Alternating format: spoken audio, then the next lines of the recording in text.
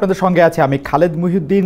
দেশ নিয়ে, দেশের রাজনীতি নিয়ে, দেশের আইন শৃঙ্খলা নিয়ে, দেশের ভবিষ্যৎ নিয়ে অনেক রকম আলোচনা, সমালোচনা, প্রত্যাশা এবং হতাশা রয়েছে। অনেকগুলো বিষয় নিয়ে কথা বলার জন্য সরকারের মুখপাত্রর কাছে আমাদের সবসময় যেতে হয়। সরকারের মুখপাত্র প্রধান উপদেষ্টা প্রেস সচিব জনাব শফিকুল আলমকে আমরা আজকে পেয়েছি। জনাব শফিকুল আলমের মুখোমুখি আমরা আজকে হচ্ছি। জনাব শফিকুল আলম আমাদেরকে সময় দিয়েছেন, সেজন্য জনাব শফিকুল আলমকে শুভেচ্ছা ও কৃতজ্ঞতা জানাই। জনাব শফিকুল আলম, আপনি আমাদের সঙ্গে যুক্ত হয়েছেন। আপনার এই ব্যস্ত সময়ের মধ্যে আপনি আমাদের শুভেচ্ছা ও কৃতজ্ঞতা জানবেন। Thank you very much. Shafiq ভাই, Great to be here. Shafiq ভাই, আমি প্রথমেই যে বিষয়টি জানতে চাইবো যে আসলে সেনাবাহিনীর ভিতরে কি কিছু হচ্ছে? গুজবে সয়লাভ হয়ে গেছে বাংলাদেশ।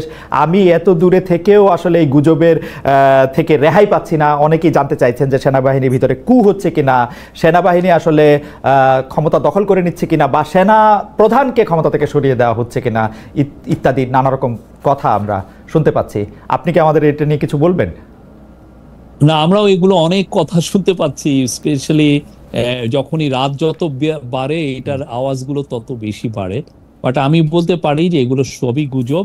আজকে যেমন ধরেন আইন শৃঙ্খলা বিষয়ে একটা বড় মিটিং ছিল, সেখানে চিফ অ্যাডভাইজারের নেতৃত্বে মিটিং হয়েছে। সেখানে আর্মি চিফ ছিলেন, নেভি চিফ ছিলেন, এয়ার চিফ ছিলেন, সাথে আমাদের হোম অ্যাডভাইজার ছিলেন, national security adviser Khalilur Rahman ছিলেন, এবং আমাদের ফরেন অ্যাডভাইজার ছিলেন, এবং অন্যান্য সিকিউরিটি অফিসিয়াল ছিলেন। তারা রিভিউ করলেন যে দেশের আইন শৃঙ্খলা পরিস্থিতি কিরকম, কোথায় কোথায় উন্নতি আরো একটু করা যায়, বা কোথায় কোথায় সন্তোষজনক, এগুলো একটা স্টক টেকিং করলেন আর কি। এখানে সবাই তো ছিলেন, সবাই এখানে আসছেন। যমুনাতে মিটিংটা হয়েছে। শফিক ভাই, আমি আসলে এই মিটিংটা প্রেস উইং এর বরাত দিয়ে পত্রপত্রিকাগুলি যেরকম লিখতেছিল সেইটা দেখতে গিয়ে আমার একটু কৌতূহল হইলো যে মিটিংটাতে বলা হইতেছে যে একটা উচ্চ পর্যায়ের বৈঠক, সেটা হচ্ছে দেশের আইন শৃঙ্খলা পরিস্থিতি নিয়ে। কিন্তু সেই বৈঠকে পুলিশ প্রধান উপস্থিত ছিলেন না। তখন আরো মনে হয় না যে আসলে বৈঠকটা ছিল শুধু সেনাবাহিনীকে সামাল দেওয়ার জন্য, সশস্ত্র বাহিনীর ভিতরে যে একটা টেনশন সেইটা দূর করার জন্য? বিকজ না, হোম অ্যাডভাইজার পুলিশ চিফ ছিলেন না। না, এটা হোম অ্যাডভাইজার ছিলেন সেখানে। আচ্ছা, হোম অ্যাডভাইজার ছিলেন, হোমের অফিসিয়ালরা ছিলেন। তো এইটার মূল জিনিস যে হচ্ছে যে আপনি ধরেন আর্মি তো ডেপ্লয়েড আছে না, আর্ম ফোর্সেস তো ডেপ্লয়েড আছে দেশে, তো তাদেরটাও তো একটা রিভিউ এর বিষয় আছে, তারা কেমন করছেন, এই বিষয়গুলোও ছিল। পুলিশেরটা তো ছিল, আর পুলিশকে তো ওইখানে হোম অ্যাডভাইজার আন্ডারে তো পুলিশ, কিন্তু পুলিশের বিষয়টা তো হোম অ্যাডভাইজারই দেখছেন। আমার অজ্ঞতা ক্ষমা করবেন, কিন্তু আমি আসলে এই ধরনের বৈঠকে, আইন শৃঙ্খলা পরিস্থিতির বৈঠকে এই প্রথম দেখলাম পুলিশ চিফ থাকলেন না। সিরিয়াসলি, স্বরাষ্ট্রমন্ত্রী প্রতিমন্ত্রী থাকলেও পুলিশ চিফ না, স্বরাষ্ট্র মন্ত্রণালয়ের আন্ডারেই তো পুলিশ। না, মন্ত্রী প্রতিমন্ত্রী থাকলেও পুলিশ চিফ থাকেন, মানে আমার স্বরাষ্ট্র মন্ত্রণালয়ের আন্ডারে পুলিশ এবং স্বরাষ্ট্রমন্ত্রী এখানে ছিলেন, এবং এটা প্রায় 1.5-2 ঘন্টার মিটিং হয়েছে। ওনারা স্টক টেকিং করলেন। আচ্ছা, এমনিতে সেনাবাহিনীর ভিতরে কোন রকম, মানে এই মিটিংটা এক্সক্লুসিভলি সশস্ত্র বাহিনী, তাদের চাকরি কাদের ফেরত দেয়া না দেয়া, বা সেইটা নিয়ে সশস্ত্র বাহিনীর বিরুদ্ধে ক্ষোভ বিক্ষোভ যেগুলি কথা আমরা শুনতেছি সেগুলির সাথে এটার কোনো সম্পর্ক নাই, সার্বিক আইন শৃঙ্খলা পরিস্থিতি নিয়ে কথা হয়েছে? জি, সার্বিক আইন শৃঙ্খলা বিষয় নিয়ে কথা হয়েছে, স্পেশালি ঢাকার বাইরে এবং ঢাকার মধ্যে। ঢাকার একটা কিছু কিছু জায়গায় আমরা মনে করছি যে আইন শৃঙ্খলা পরিস্থিতি আরো বেটার হওয়া উচিত, আর সব জায়গায় যাতে স্ট্যাবল থাকে, আমরা তো সেই বিষয়গুলোই এমফাসিস দেওয়া হয়েছে। শফিক ভাই, এই বিষয়ে আমার শেষ প্রশ্ন, যে আসলে জেনারেল ওয়াকারের সাথে প্রফেসর ডক্টর মোহাম্মদ ইউনূসের কি কোনো ধরনের ক্ষমতা বা ক্ষমতার বিভিন্ন ভরকেন্দ্র নিয়ে কোনো দড়ি টানাটানি আছে, যেগুলি গুজবে বলা হয় কি এই গুজবটা আসলে অনেক বেশি পাওয়ার পেয়েছে? আসলে শফিক ভাই, আমি স্বীকারই করতেছি, সেটা হচ্ছে যে একজন উপদেষ্টা, সিটিং উপদেষ্টা যখন বলেন বুকে পাথর বেঁধে ওয়াকার সাহেবকে ইউনূস সাহেবের সেনাপ্রধান হওয়ার তা স্বীকার করতে হয়েছিল, তিনি যখন এটা বলেন, মানে সত্যি এরকম কোনো কিছু আছে কিনা আসলে? না, ওইটা যে কথাটা বলেছিলেন, ওইটা আমার মনে হয় যে ওই আমরা যখন একটা দুইটা ঘটনা পরিপ্রেক্ষিতে, মানে জাস্ট ইন্টারিম গভর্নমেন্ট ফরমেশন হচ্ছে ইয়েতে, বাট আমার মনে হয় যে জেনারেল ওয়াকার বা এরকে নিয়ে যে এই ধরনের গুজব, এটা পিওর গুজব। এখন এই গুজবগুলো কারা ছড়িয়ে মজা পাচ্ছেন, বা এক ধরনের, আমি তো মনে করি যে এই গুজবগুলো ছড়িয়ে একটা দেশে একটা ইনস্টেবিলিটি ক্রিয়েট করার একটা চেষ্টা হচ্ছে। প্রফেসর ইউনূসের সাথে জেনারেল ওয়াকারের খুব ভালো সম্পর্ক। প্রতি মাসে 1-2 বার উনি আসেন, এসে কথা হয়।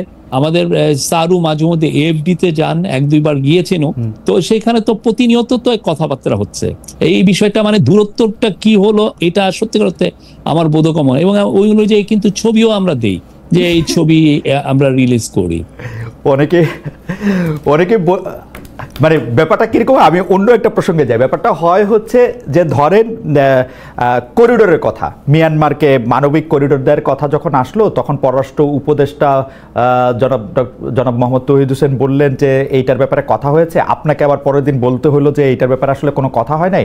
তো আমরা ব্যাপারটাকে দেখি হচ্ছে এটা হচ্ছে কেউ একটা চাচ্ছেন, ধরা যাক প্রফেসর ইউনূস চাচ্ছেন ওখানে করিডোর দিতে, আর ওয়াকার সাহেব চাচ্ছেন করিডোর না দিতে। গুজবটা হচ্ছে এরকম, এবং কে আসলে বেশি ক্ষমতাবান সেটার একটা পরীক্ষা করা হচ্ছে। আপনি আসলে এটা কিভাবে দেখেন? মানে নিশ্চয়ই এই কথা আপনার কানেও গিয়েছে, মানে আমি শিওর।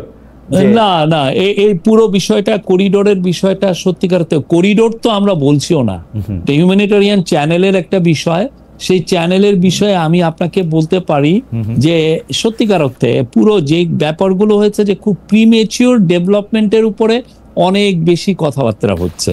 প্রথম কথা হচ্ছে যে এইটার যে এটা কি, একটা দেশে যদি আপনি করিডোর দিতে চান, এটা এফার্টটা লেট করে কারা? ইউএন লেট করে, ইউএনই ডিসকাশন গুলো করে। ইউএন যারা রেলিভেন্ট পার্টি, বাংলাদেশ এখানে রেলিভেন্ট পার্টি, মায়ানমার এখানে রেলিভেন্ট পার্টি, আরাকান আর্মি এখানে relevant party. Because Arakan army যেই জায়গাগুলো এইড দেওয়া হবে, সেই জায়গায় ডিফ্যাক্টো কন্ট্রোল হলো আরাকান আর্মির। এখন এই তিনটা শক্তি, তিনটা পার্টি মিলে তো আগে এগ্রি করবে যে হ্যাঁ আমরা এই জায়গাটায় দিব বা তো এই কোনো কথাই কিন্তু কোনো জায়গায় যায়নি। তার আগেই মানে আমরা দেখছি যে অনেক বেশি আওয়াজ হচ্ছে। তো আমরা এটার জন্য যেটা করছি আপনাকে আমরা বলি, কালকে আমরা আমাদের ন্যাশনাল সিকিউরিটি অ্যাডভাইজার, উনি আবার high representative on Rohingya affairs, উনাকে আমরা কালকে জার্নালিস্টদের সামনে নিয়ে আসব। আমরা কালকে সবাইকে ইনভাইট করব যে আপনারা আসেন, কার কি কোশ্চেন আছে, কোথায় আছে, আমরা সেটা কালকে সবগুলো রেসপন্স দিব। এবং একই সাথে এফএকিউ মানে ফ্রিকোয়েন্টলি আস্কড কোশ্চেন, যেগুলো সবাই কোশ্চেন করছে, সেগুলোও আমরা উত্তরগুলো জানাবো। আমার মনে হয় কি যে এইখানে কথার একটা গ্যাপ তৈরি হয়েছে। ডেভেলপমেন্ট যতটা হয় নাই, কথা চালাচালি হচ্ছে, যে উনি এটা কথা বলছেন, এটা বলছেন, এটা কিছুই হয় না। আমি আপনার সাথে সম্পূর্ণ একমত শফিক ভাই, কিন্তু আপনি যদি হিসাবগুলো আপনি খেয়াল করেন, আপনি দেখবেন এই যে আপনি চ্যানেল বলেন, করিডোর বলেন, এটা দেওয়ার একটা সম্ভাবনার কথা কিন্তু প্রফেসর ডক্টর মোহাম্মদ ইউনূস যখন জাতিসংঘের মহাসচিব গুতেরেস সাহেব আসলেন, তখন ওইখানে গিয়েও কিন্তু তিনি কাছাকাছি কথা বলেছেন। এর কিছুদিন পরেই আবার জনাব তৌহিদ হোসেন, পররাষ্ট্র উপদেষ্টা, তিনি কিন্তু স্পষ্ট বলেছেন যে এটা নিয়ে জাতিসংঘের সাথে আমাদের কথা হয়েছে। আমরা সাংবাদিকরা বা অন্য কেউ এটা নিয়ে অনেক বেশি আলোচনা করেছি, আমি এটা আপনার সাথে একমত, এখনো প্রাথমিক কথা হয় না। কিন্তু আমরা তো জনাব তৌহিদ হোসেনকে বলি নাই যে আপনি এটা বলে দেন, আমরা তো জনাব খলিলুর রহমানকে বলি নাই আপনি এটার পক্ষে যুক্তি বলেন। এটা আমাদের দোষ না, এটা তো আপনাদের কাছ থেকে আসছে। আপনি এটাকে এইভাবে দেখেন না? মানে ওনারা কি কেউ বলেছেন যে আমরা, ওনারা কেউ কি বলেছেন যে এগ্রিমেন্ট হয়েছে? না, ওনারা বলেছেন যে না, এটা কিন্তু মানুষজন ইন্টারপ্রেট, চিন্তাটা কেন হয়েছে? চিন্তাটা এই জন্য হয়েছে যে আমরা 2023 থেকে এই পর্যন্ত আমরা প্রথমে তো আপনি জানেন যে 2017 সালে 8,50,000-এর মতো রোহিঙ্গা এসেছিলেন, 7.5 লক্ষ রোহিঙ্গা এসেছিলেন। তারপরে যেটা হয়েছে যে এই গত 2023 মানে 23-এর অক্টোবরে একটা এই যে সিজফায়ারটা ভেঙে যায়, আরাকান আর্মি ভার্সাস মায়ানমার মিলিটারির মধ্যে একটা যুদ্ধ শুরু হয়। আর এই যুদ্ধ শুরু হলে এই যুদ্ধের পরবর্তী পরিস্থিতিতে অনেকে যুদ্ধ থেকে অনেক রোহিঙ্গা এটার মধ্যে এই মিডিলে পড়ে যান, পড়লে এরা অনেকে বাংলাদেশে আসে। সোফার কেউ কেউ বলছেন এটা 1 লাখেরও বেশি এসছেন। এবং এর ফলে যেটা হয়েছে যে ওইখানে এক ধরনের হিউম্যানিটেরিয়ান একটা ক্রাইসিস হয়েছে। ওই ক্রাইসিসের আলোকে ইউএন এর এই কথাগুলো এসছে, এবং ইউএন এর যিনি রিপোর্টিয়ার টম এন্ড্রুজ আসছিলেন, এই ধরনের কথা। কিন্তু কথা হচ্ছে যে আমি তো এগ্রিমেন্ট করব, আমার তো এগ্রিমেন্টই হয় না এইখানে। আর একটা হচ্ছে এখানে তো আমি একক পার্টি না, সেখানে মায়ানমার আছে, সেখানে আরাকান আর্মি আছে, এবং এই জিনিসটা হয়তো এমনও হতে পারে যে ইউএন এর সিকিউরিটি কাউন্সিলেও আলাপ হতে পারে। তো এটা তো অনেক পরের বিষয়। এই জায়গাটায় যেটা হচ্ছে যে অনেকে অনেক বেশি, আমার মনে হয় যে কথাবার্তা বেশি হচ্ছে, না না যতটা না ডেভেলপমেন্ট। শফিক ভাই, মানে আমি একটু বোঝার জন্য যে আমাদের সাথে তো মায়ানমারের কূটনৈতিক সম্পর্ক আছে, মানে আমরা তো কূটনৈতিক সম্পর্ক বিচ্ছিন্ন করি নাই, তো মায়ানমারের সাথে কূটনৈতিক সম্পর্ক আছে। আরাকান আর্মি হচ্ছে মায়ানমারের রেবেল গ্রুপ, এবং আরাকান আর্মি হচ্ছে তারা যাদের কারণে রোহিঙ্গারা আজকে ঘর ছাড়া, মানে ব্যাপকভাবে যদি আমি খুব জেনারেলাইজ করি, আমরা মায়ানমারের সাথেও কথা বলতেছি, আরাকান আর্মির সাথেও কথা বলতেছি, আমরা এই করিডোরের কথাটাও আমরা শুনতেছি, বুঝতেছি, আমাদের পররাষ্ট্র উপদেষ্টা বলতেছেন, আমাদের হাই রিপ্রেজেন্টেটিভ এটা নিয়ে আলোচনা করতেছেন। এটা কিরকম, মানে এটা মানে মানে এটা এটা এটা কি আসলে খুব যৌক্তিক? মানে আমি আসলে একজন ভেটারেন ইন্টারন্যাশনাল জার্নালিস্টের কাছে একটা জানতে চাইতেছি, এরকম হয় নাকি আসলে? না না, এটা আমাদের আসলে হচ্ছে কি, আমাদের সিচুয়েশন আমাদেরকে এটা করতে বাধ্য করছে। প্রথম কথা, আমরা আরাকানের সাথে, আমরা রাখাইনের সাথে 270 কিলোমিটারের মতো আমরা একটা আমাদের বর্ডার আছে। সেই বর্ডারটা এখন মায়ানমারের কোনো বর্ডার ট্রুপস নাই, মায়ানমার গভর্নমেন্টের। এই পুরো বর্ডারের ওই পাশের পুরো জায়গাটা অধিকৃত হচ্ছে আরাকান আর্মির। তো আমার বর্ডার কন্ট্রোলের জন্য আমার সাম সর্ট অফ কমিউনিকেশন তার সাথে রাখতে হচ্ছে, কিন্তু বর্ডারে অনেক ইস্যু হয়, বর্ডার থেকে ইয়াবা আসে, বর্ডারে অনেক সময় ইনফর্মাল ট্রেড হয়। এই ইস্যুগুলো দেখার জন্য হইলেও আমি ওই পারে যারা ডিফ্যাক্টো যারা রুলার তার সাথে আমার ধরনের সাম সর্ট অফ কমিউনিকেশন লাগে। এটা ইন্টারন্যাশনালে এটা চলে, ইন্টারন্যাশনাল ইয়েতে, বিকজ আপনি তো ওই পারে তো আমি বুঝলাম যে ওইটা মায়ানমারের সভারেন্টি, ওই পুরো টেরিটরি, তো মায়ানমার তো নাই, মায়ানমারের তো ট্রুপস ওইখানে নাই, মায়ানমারের কোনো বর্ডার গার্ডস ওইখানে নাই। তো আমার সাম সর্ট অফ কমিউনিকেশন তার সাথে রাখতে হয়। আর রোহিঙ্গারা শুধুমাত্র যে আরাকান আর্মি দ্বারা প্রত্যাখ্যিত মানে ড্রেভেন আউট হয়েছে তা তো না, মায়ানমার আর্মিও তো এখানে জড়িত ছিল, তাদেরকে ইউএনএ এখন বিচারের সম্মুখীন হওয়ার করার হচ্ছে, প্রক্রিয়া হচ্ছে। আমার মনে হয় যে আমাদের যেহেতু অনেক প্রশ্ন, আমি শুধু এটা জানতে চাই যে যেটাকে আপনি ডিফেক্টো, যেটাকে সাম সর্ট অফ কমিউনিকেশন আপনি বলতেছিলেন, এইটা কোনোদিন কোনো গভর্নমেন্ট লেভেলে এটা আসলে সামনে আনা হয় কিনা? না না, আপনি যদি ইন্টারন্যাশনাল রিলেশনশিপে যারা এটা নিয়ে বড় এক্সপার্ট, আপনি তাদেরকে, যে শাহাব ইনাম খান আছেন বা আমাদের যারা আরো আছেন, আপনি সবার সাথে কথা বলেন। এটা ইন্টারন্যাশনালি খুবই একসেপ্টেড। এই রকমের ডিফ্যাক্টো আপনি থাইল্যান্ড করে যে মায়ানমারের অনেক গ্রুপের সাথে, বিকজ থাইল্যান্ডও ওই রকমের ওয়াই স্টেট যদি দেখেন থাইল্যান্ডের সাথে, থাইল্যান্ড যথেষ্ট ওদের ইভেন থাই মিনিস্টাররা যে ওই ওয়াই স্টেটের যে রেবেলদের সাথে বৈঠক করে ছবিও পোস্ট করেন, বিকজ আমার তো তার তো বর্ডার ম্যানেজ করতে হবে, বর্ডারে মায়ানমার ট্রুপস নাই, তা আপনি কার সাথে কথা বলবেন? ইভেন চায়নাও এই কাজটা করে, কিন্তু চায়না দেখতেছে যে তার যে বর্ডারে অনেক জায়গায় মায়ানমারের কন্ট্রোল নাই, তো সে যে রেবেল গ্রুপের। আমার কাছে মনে হয় শফিক ভাই, চায়নার ব্যাপারটা তো আসলে চায়না তো পুরো ব্যাপারটার সাথে সে মিয়ানমারের সাথে এবং ঘোষণা দিয়ে আরাকান আর্মির সাথে দুইটার সাথেই সম্পর্ক আপনি থাইল্যান্ডটা দেখেন, আপনি থাইল্যান্ড দেখেন, থাইল্যান্ড তো আমার মতো অবস্থায় পড়েছে। থাইল্যান্ড কিন্তু ঠিকই ওদের শান স্টেট, ওয়াই স্টেট, ওদের সাথে যারা রেবেল তাদের সাথে কিন্তু থাইল্যান্ড এক ধরনের সম্পর্ক রাখছে।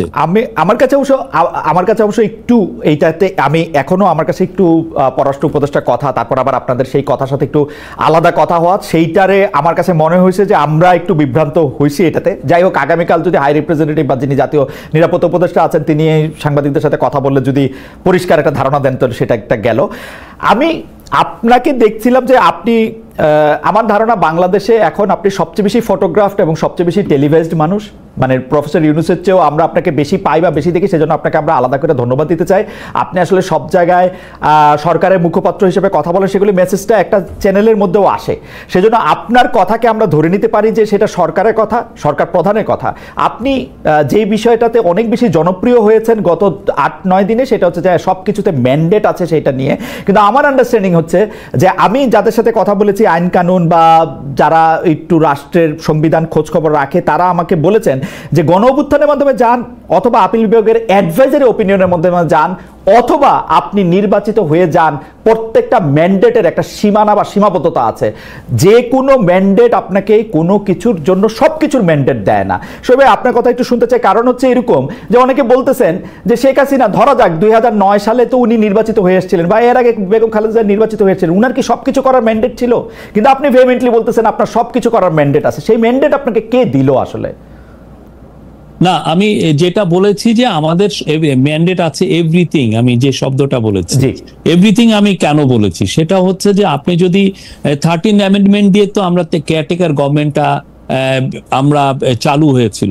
কেয়ারটেকার গভর্নমেন্টে কিন্তু স্পষ্ট বলা আছে যে আপনি 3টা মাস, যে গভর্নমেন্টটা আসবে এরা 3 মাস থাকবে এবং এদের পুরো কাজটাই ফোকাসড অন ইলেকশন। সে ইলেকটোরাল লিস্ট বলেন, ইলেকশনকে আয়োজন করার যে কাজগুলো বলেন, সবগুলোই করার ছিল এটার কাজ।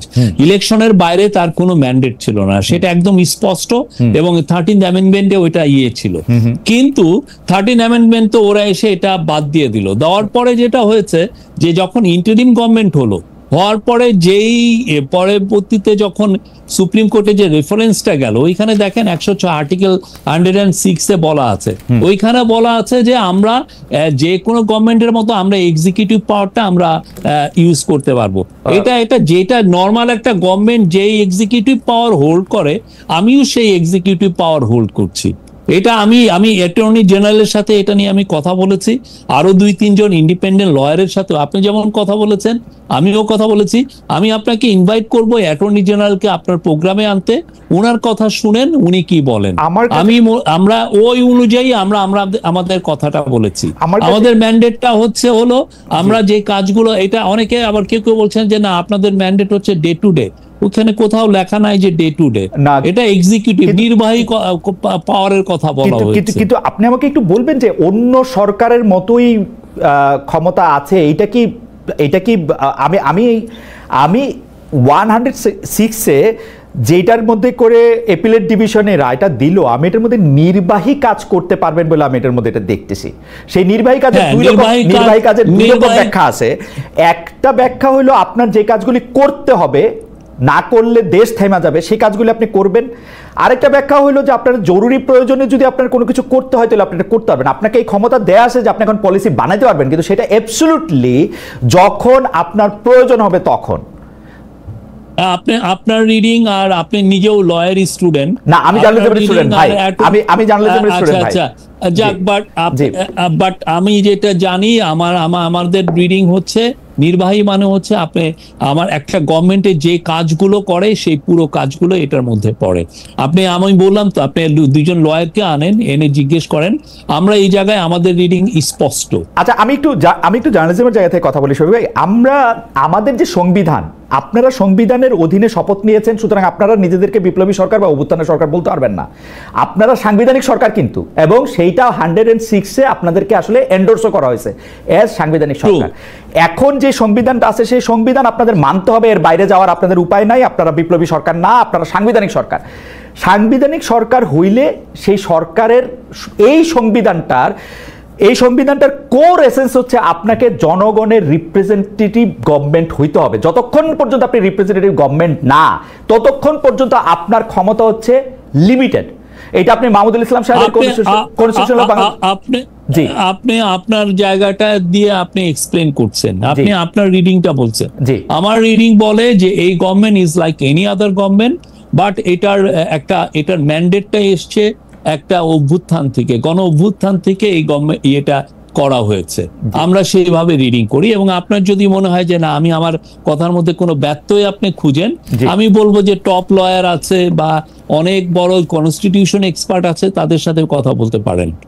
ওকে, গণ অভ্যুত্থানের ম্যান্ডেটের কথা আপনি যেটা বলতেছেন, সেই ম্যান্ডেটও যদি আপনার থাকে, সিস্টেমটা হচ্ছে একটা সরকার মানে তো হচ্ছে একটা গোষ্ঠী যারা আসলে দেশটা চালাইতেছে, তাদের তো কারো না কারোর সাথে এটা নিয়ে কথা বলতে হয়। যেমন আপনারা আসলে সংস্কার করার জন্য সংস্কার কমিশন করছেন 6টা-7টা, কিন্তু খুবই ইন্টারেস্টিংলি করিডোর বা চট্টগ্রাম বন্দরের ব্যাপারে আপনার কারোর সাথে আলোচনা করতেছেন না।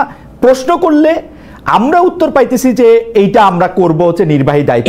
এটা আমাদের এক্সিকিউটিভ পাওয়ারের মধ্যে পড়ে এই কাজগুলো। আপনি যদি ধরেন 1 লক্ষ রোহিঙ্গা এখানে এসে পড়ে, আমাদের তো এটা নিয়ে তো আমাদের ভাবতে হবে। এটা না তো আমার এটা একটা আমার মেজর একটা কাজ, এটা আমার মেজর হেডেক। আমরা এসে যেটা পেলাম যে 7টা বছর রোহিঙ্গা ক্রাইসিসটা আছে, কিন্তু কোথাও কোনো হচ্ছে, এটা একটা ফরগটেন ক্রাইসিস হয়ে গেছে।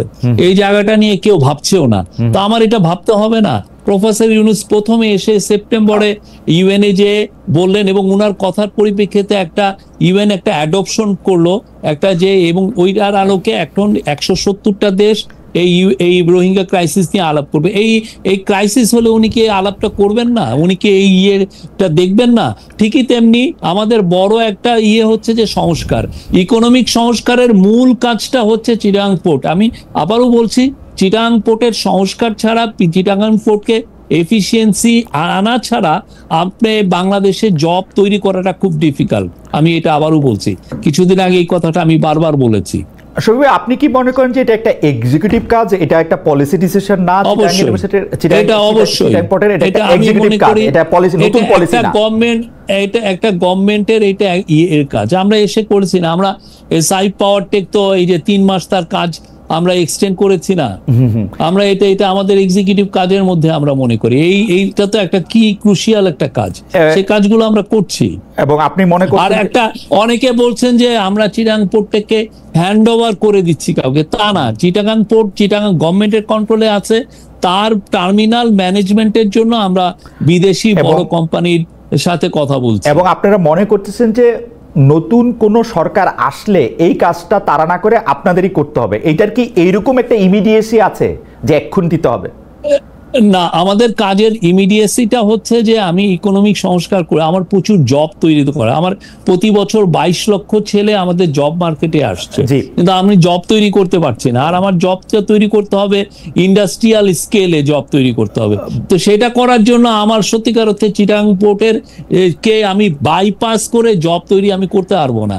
সেই জায়গাটা আমার ওই কাজটা আমার হাত দিতেই হচ্ছে। বিদেশিদের দিয়ে এটা পরিচালনা করতে গেলে বাংলাদেশিদের জন্য জব তৈরি কিভাবে হবে সেটা নিশ্চয়ই আপনারা ভেবেছেন, একটু ছোট করে কি বলবেন? অবশ্যই, কিরকম করে? অবশ্যই এটা এই জন্য আমরা প্রফেসর ইউনূস অনেকগুলো বিদেশি যারা বাংলাদেশের থেকে তারা গার্মেন্ট বানিয়ে নিয়ে যায়, তারা বারবার আমাদেরকে বলেছে যে চিটাগাং পোর্টের এফিসিয়েন্সি লেভেল খুবই লো, ফলে তারা যেটা হচ্ছে যেগুলো হাই ফ্যাশন আইটেম সেগুলো বাংলাদেশে করাতে চায় না, ওরা খুবই low fashion T shirt, pant shirt এগুলো করে। এবং আমরা এখন $50 বিলিয়ন মতো এক্সপোর্ট করি। এটাকে যদি আমি 100 বিলিয়নে নিতে চাই, 100 বিলিয়ন নিতে গেলে আমার মিলিয়নস অফ জব তৈরি হবে। এবং এইটার জন্য চায়না থেকে অনেক ফরেন ইনভেস্টর এখন বাংলাদেশে আসতে চাচ্ছেন, তারা লেবার ইন্টেন্সিভ ফ্যাক্টরিতে ইনভেস্ট করতে চান। কিন্তু যখনই ওনার শুনেন যে চিটাগাং পোর্ট এটা ওই সক্ষম না বা ওইটা হ্যান্ডেল করার মতো ক্যাপাসিটি নাই, তখন তারা ব্যাক অফ করেন। তো আমার ভাইটাল জায়গাটা হচ্ছে চিটাগাং, বিকজ আপনি যেই মালটা করবেন সেটা তো আপনার বিদেশে নিতে হবে। একটু করে বলি, $50 বিলিয়ন এক্সপোর্ট বাংলাদেশে 40 বছর অর্জন করছে, এখনো 46, 47, 48, 50 বিলিয়নের পরে আপনি আরো যখন 50 বিলিয়নের কথা বলবেন, এটাতে অবশ্যই প্রায় দ্বিগুণ জব ক্রিয়েট হবে। আমি শুধু জানতে চাই যে $50 বিলিয়ন যে এখন এক্সপোর্ট করা হয়, তার কিছু বড় অংশ চিটাগাং সমুদ্র বন্দর দিয়ে, কিছু হচ্ছে বিমানে করে যায়, কিছু অন্য বন্দর দিয়ে যায়, কিছু স্থল বন্দর দিয়ে যায়। 98% যায় চিটাগাং। আমি 98% ধরে নিলাম যে যায়।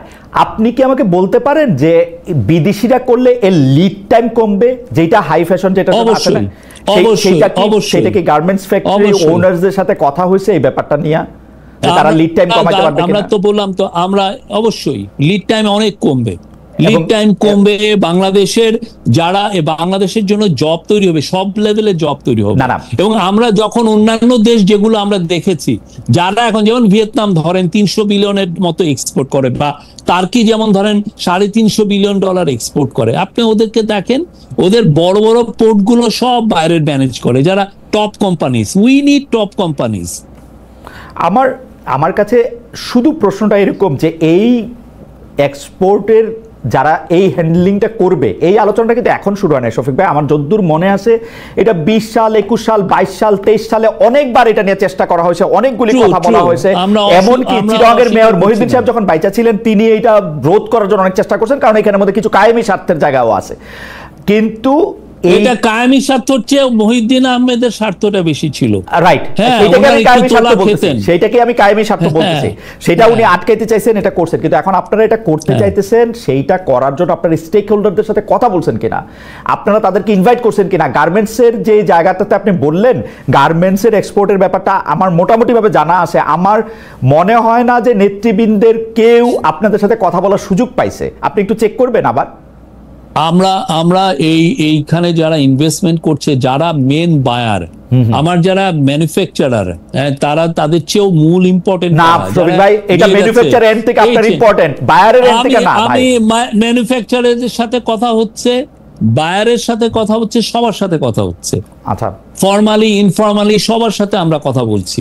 আপনি কথা বলেন না, জিজ্ঞেস করেন। আমি ম্যানুফ্যাকচারদের সাথে কথা বলছি, আমি ম্যানুফ্যাকচারদের সাথে কথা বলছি, ম্যানুফ্যাকচার আমার সাথে ইন্ডিটেক্সের যে চিফ, যারা বাংলাদেশের থেকে কয়েক বিলিয়ন ডলার ইম্পোর্ট করেন, তাদের সাথে কথা বলছি।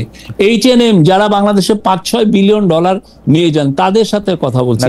কিয়াকসুন ম্যানুফ্যাকচার, বাংলাদেশের ওয়ান অফ দ্য সবচেয়ে লার্জেস্ট গার্মেন্ট ম্যানুফ্যাকচারার হচ্ছে কিয়াকসুন, ইয়াং ওয়ান, তার সাথে কথা বলা হচ্ছে।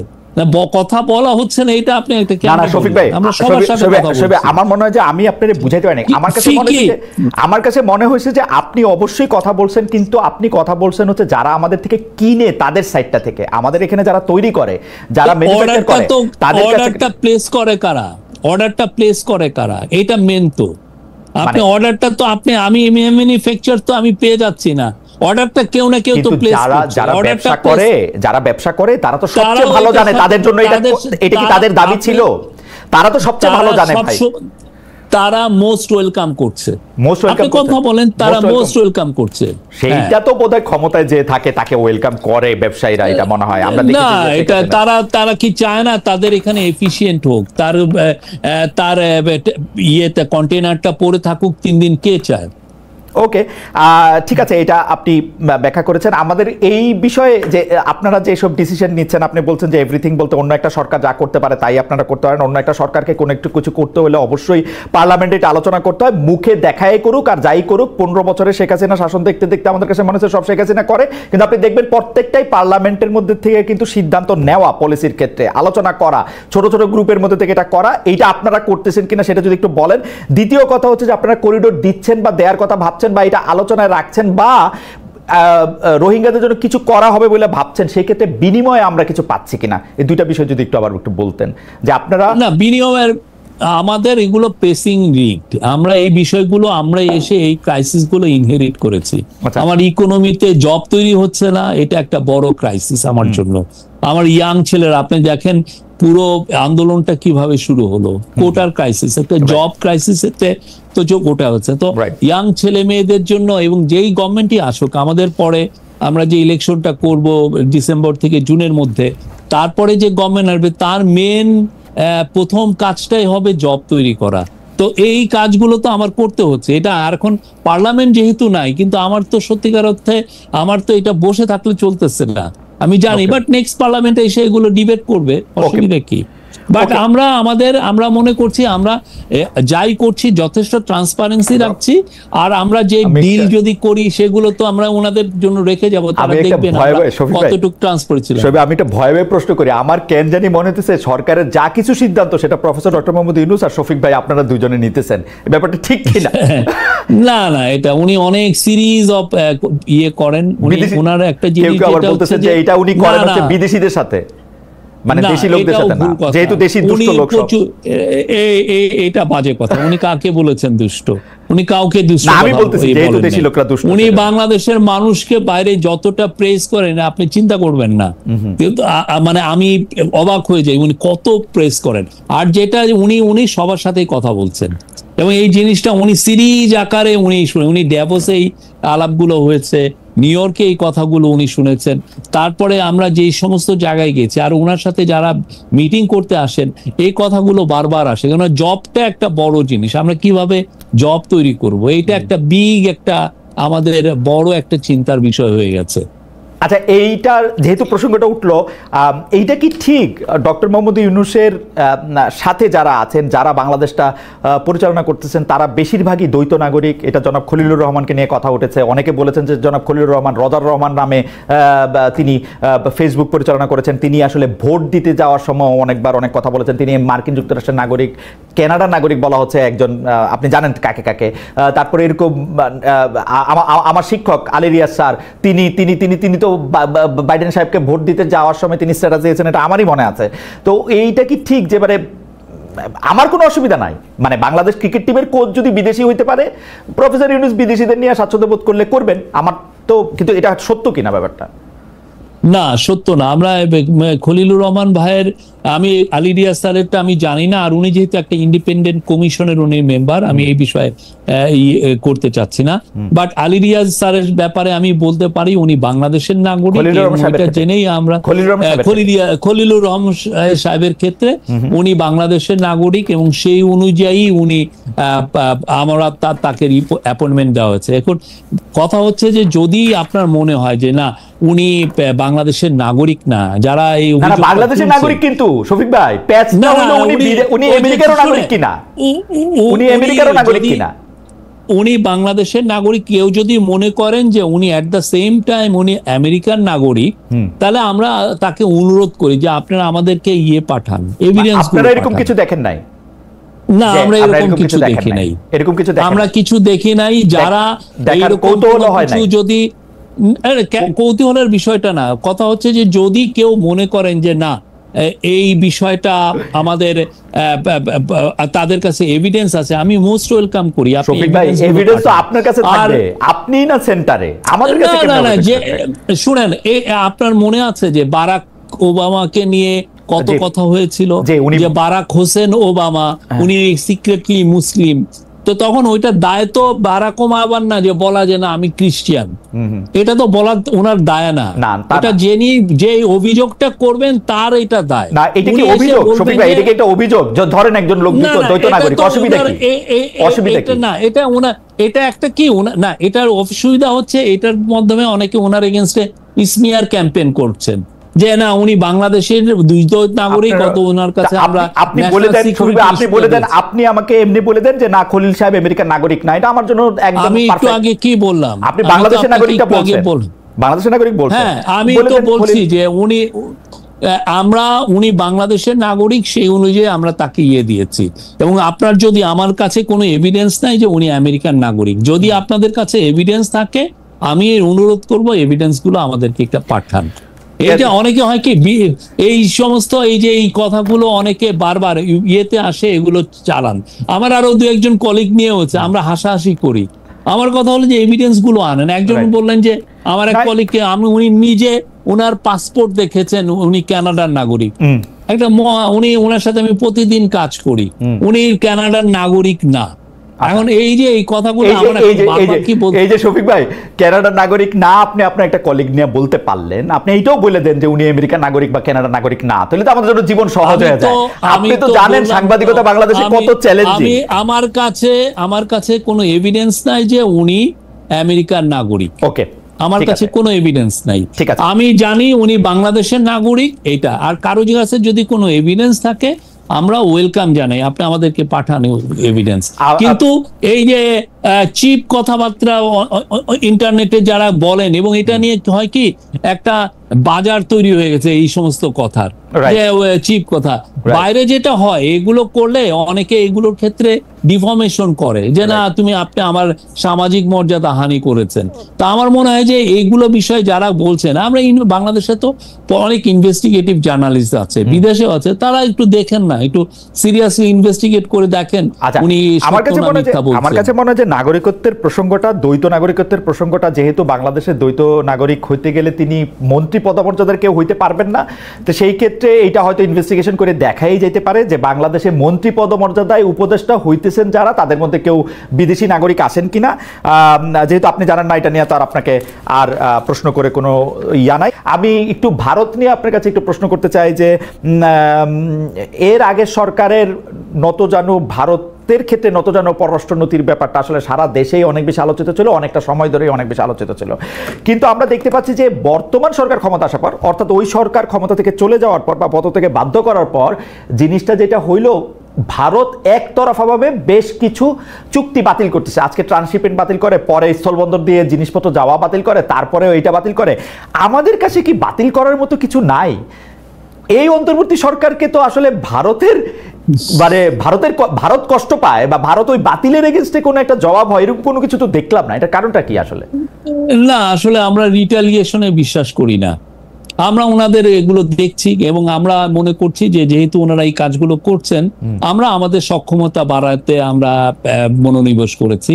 আপনারা জানেন আমাদের আগে ট্রাক করে অনেক আইটেম বেনাপোল পার হয়ে এটা দিল্লি পর্যন্ত যেত ট্রাকে, তারপরে ইন্দিরা গান্ধী এয়ারপোর্ট থেকে এটা ইউরোপ বা আমেরিকায় ফ্লাই করতো। এটা মূল কারণ ছিল যে ওইখানে যে এয়ার শিপমেন্টের কস্টটা $2.5 ছিল, এই কস্টটা খুব কম পড়তো। আর এইখানে আমাদের যে এই জায়গাটায় যেটা ছিল যে আমাদের এইখান থেকে সে যদি ফ্লাই করতো তার $5 পড়তো, কস্টটা বেশি ছিল। তো এই জন্য এয়ার শিপমেন্টটা আমাদের জন্য দরকার ছিল আমাদের ইয়েতে। তো আমরা এখন যেহেতু ওনারা এটা বাদ দিয়ে দিলেন, এখন আমরা আমাদের সক্ষমতাটা বাড়াতে চাচ্ছি। আমরা সিলেট দিয়ে এয়ার শিপমেন্ট চালু করেছি।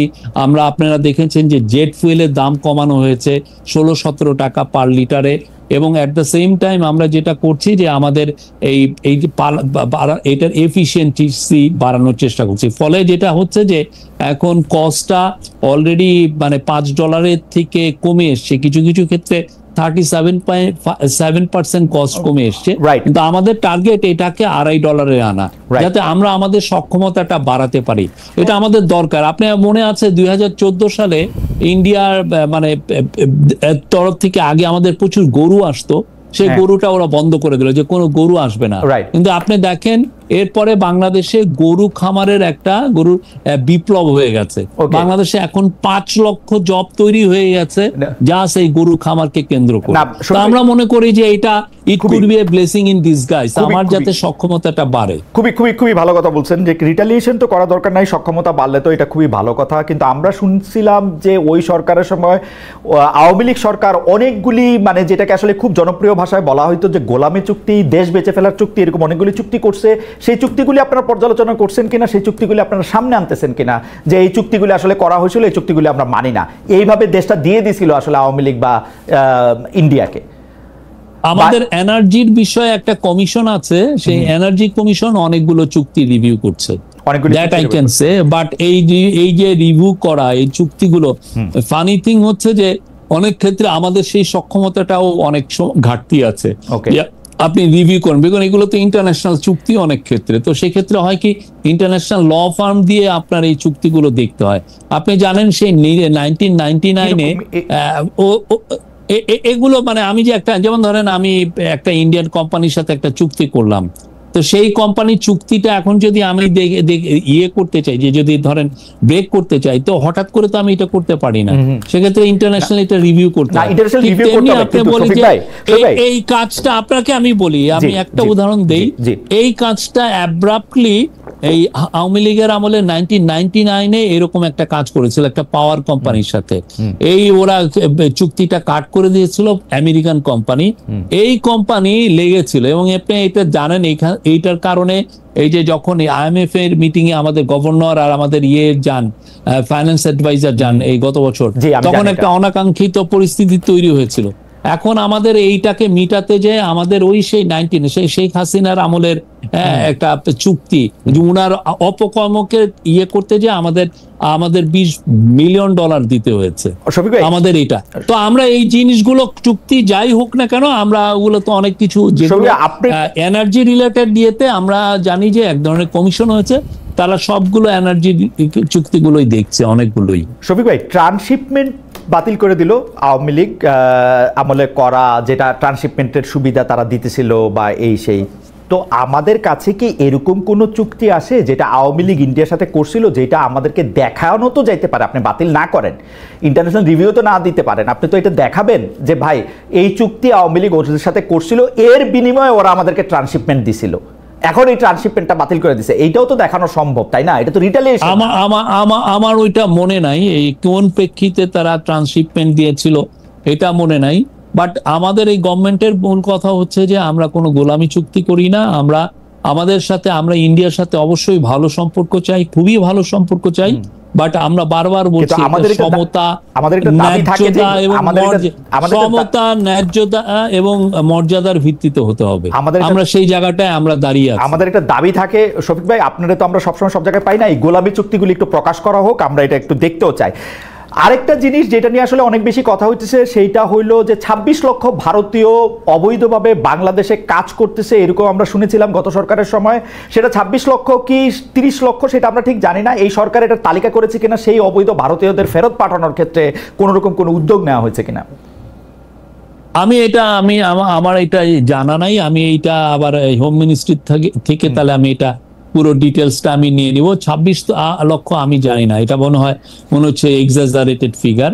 বাট যেটা হয় যে আমাদের কিছু কিছু জায়গায় আমাদের মিড ম্যানেজমেন্ট লেভেলে আমাদের সক্ষমতাটা কম, তো আমাদের ফ্যাক্টরিগুলো চান যে ওই জায়গাগুলোতে তারা ইন্ডিয়ান এবং শ্রীলঙ্কানদেরকে প্রিফার করেন, বিকজ ওই কাজগুলো ওনারা ভালো করতে পারেন। এই মিড ম্যানেজমেন্ট লেভেলে আমাদের সেই রকম মিড ম্যানেজার অনেক ক্ষেত্রেই নাই না, কিন্তু যে ক্ষেত্রে আমাদের চাকরির এত অভাব আছে সেই লোকগুলিকে চিহ্নিত করা এবং যারা আসলে নির্দিষ্ট চ্যানেলে চাকরির অভাব আছে, কিন্তু কিছু কিছু জায়গায় আমাদের এক্সপার্ট ওই সক্ষম অবস্থা আমরা তৈরিও করতে পারি নাই। যেমন ধরেন আমি যেটা শুনেছি যে কিছু কিছু ক্ষেত্রে কেমিক্যাল ইঞ্জিনিয়ার বা এই জায়গায় আমাদের একটা আছে, আমি এটা শুনেছি, আমি শিওর না যে তো ওই লেভেলে যে সক্ষমতাটা ওদের আছে সেটা নেই। আর মার্চেন্ডাইজারের ক্ষেত্রে আপনি জানেন যে শ্রীলঙ্কানরা অনেক বছর ধরে তারা অনেক এগুলোর ক্ষেত্রে অনেক বেটার। তো সেই জন্য আমি দেখেছি অনেক জায়গায়, আমি যখন জার্নালিস্ট ছিলাম আমি দেখেছি যে প্রচুর শ্রীলঙ্কান কাজ করেন। আমার গ্রামের বাড়ি হচ্ছে মাগুরা, সেখানে একটা গার্মেন্ট ফ্যাক্টরি আছে, সেখানে যেও আমি দেখছি যে ওইখানে একজন শ্রীলঙ্কান, দুইজন শ্রীলঙ্কান, একজন ইন্ডিয়ান কাজ করছেন। আমি জিজ্ঞেস করেছিলাম যে ভাই আপনারা এই জায়গায় তো বাংলাদেশিও নেওয়া যেত, ওনারা বললেন যে না আমরা ওইভাবে পাইনি, ওই এক্সপার্টিসটা আমরা পাইনি। এবং অনেক ক্ষেত্রে এমনও আছে যে আমি একজনকে জিজ্ঞেস করলাম, উনি টপ গার্মেন্ট এক্সপোর্টার, তাহলে জিজ্ঞেস করলাম যে আপনি কাকে, উনি একজন ইন্ডিয়ানকে দিয়েছেন, কেমিক্যাল ইঞ্জিনিয়ার, খুব ভালো। উনি বললেন যে উনি ওনাকে 22 লক্ষ টাকা মান্থলি বেতন দিচ্ছেন, সেই লেভেলের ওনার ওই এক্সপার্টিস যেহেতু ওনার আছে। ওকে শফিক ভাই, এইটা তো আসলে বাস্তবতা থেকে, কারণ কেউ তো আর সাইধা একটা বিদেশিকে চাকরি দেওয়ার অনেক ঝামেলা আছে, তাকে বেশি বেতন দিতে হয়, তাদের পোলাপানদের জন্য বড় স্কুলে পড়ালেখার ব্যবস্থা করতে হয়, এটা প্যাকেজটা আসলে অনেক বড়, সেটা আপনি ঠিকই বলছেন। শফিক ভাই, আপনি খেয়াল করছেন কিনা যেগুলির বিরুদ্ধে আপনি অনেক সময় আপনার স্বাভাবিক স্যাটায়ারমূলক লেখা দিয়ে অনেক লেখালেখি করছেন, বর্তমান সরকারের ক্ষেত্রে এগুলি অনেকবার বা অনেকভাবে হইতেছে। যেমন ধরেন একটা হত্যা মামলার ক্ষেত্রে 200-300 জন আসলে আসামি, কেউ সিলেট আছে, কেউ তারা গ্রেফতারও হয়ে যেতেছেন এবং প্রচন্ড চাপ না হলে তাদেরকে জামিনও হইতেছে না। এই ব্যাপারগুলি আসলে আপনি কিভাবে দেখেন? মানে কোর্ট, এইটা বলা হয় যে কোর্ট আসলে খুব বেশি ভয় পায় মবকে, এরপরেও সমন্বয়কদের একজন এই হুমকি আপনাদের আইন উপদেষ্টাকে দিয়েছেন যে কারা এখান থেকে বিচারে জামিন পেয়েছে তাদেরকে দেখে রাখুন, চিহ্নিত করুন, ঠিক করুন। এগুলিকে আপনারা আসলে কি হয় দেখেন? কিন্তু পৃথিবীর যে কোনো সভ্য দেশে শফিক ভাই এগুলি ফৌজদারি অপরাধ, এই ধরনের হুমকি দেওয়া কোর্ট কি করে, বাট এটা দেওয়া হইতেছে এবং আপনি এটা প্রতিদিন হইতেছে। যেটার আমি আপনার যেগুলি লেখা, ধরেন আপনাদের কাছ থেকে যেগুলি শিখছি সেগুলি তো দেখি যে এখন হইতেছে, মানে মনে হচ্ছে একটা লগবুক দেখা এগুলি করা হচ্ছে। আপনার কষ্ট লাগে না ভাই এগুলি দেখা?